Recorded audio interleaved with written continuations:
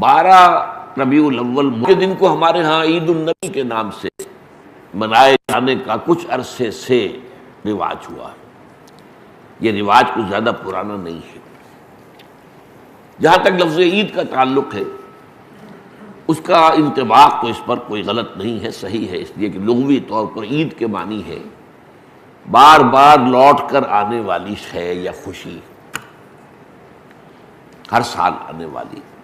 عید الفطر ہر سال آتی ہے، عید الاضحیٰ ہر سال آتی ہے، عاد یعود، لوٹنا، تو عید اسی سے بنا، لوٹ لوٹ کر آنے والی، پلٹ پلٹ کر آنے والی۔ اس اعتبار سے تو یہ یقیناً یوم عید ہے، لیکن یہ اصل میں اس کے لیے اس کا استعمال جو ہے یہ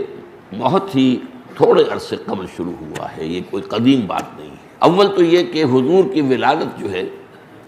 12 ربیع الاول متفق علیہ نہیں ہے،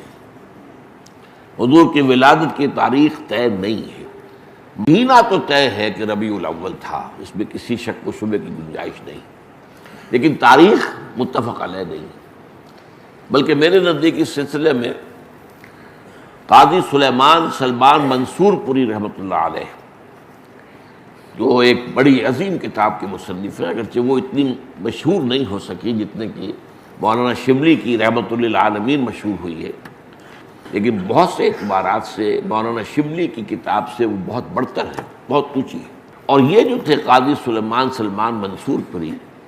یہ تقویمات کے بڑے ماہر تھے۔ گڑگری کیلنڈر جو ہے، جو کرسچن کیلنڈر ہے، اس کو بھی خوب جانتے تھے، اور یہ جو قمری کیلنڈر ہے اس سے بھی خوب واقف تھے، ہندی کیلنڈر سے بھی پوری طرح واقف تھے،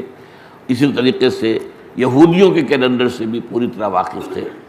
تو اس میدان میں ان کا خاص چونکہ ایک معاملہ تھا، تو انہوں نے طے کیا ہے یہ، اور میں اسی سے متفق ہوں، کہ حضور کی تاریخ پیدائش 9 ربیع الاول تھی، البتہ آپ کی تاریخ وفات متفق علیہ ہے 12 ربیع الاول۔ 12 ربیع الاول اصل میں حضور کے انتقال کا دن ہے،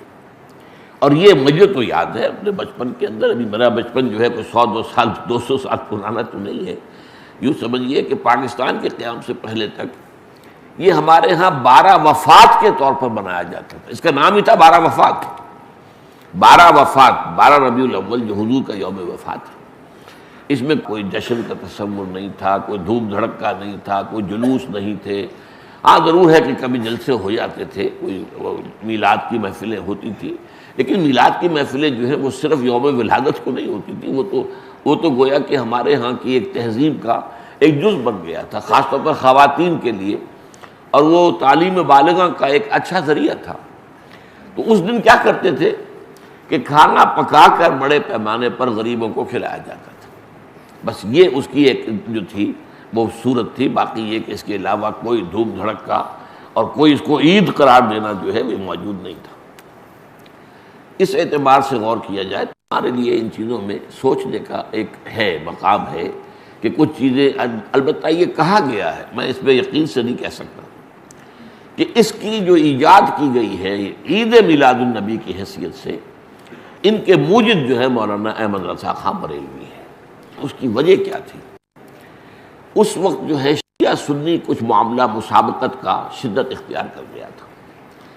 انہوں نے محسوس کیا کہ یہ شیعوں نے جو یہ محرم اور اس کے تعزیوں کا معاملہ شروع کر رکھا، اس سے سنی عوام بھی بے انتہا متاثر ہوتے،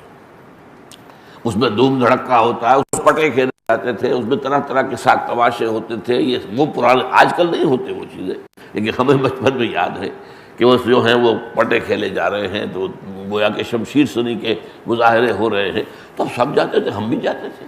جا کر دیکھتے تھے، سب مسلمان شریک ہوتے تھے۔ اب اس ضمن میں جو بھی کچھ بیان کیا جاتا تھا وہ اس کا ظاہر بات ہے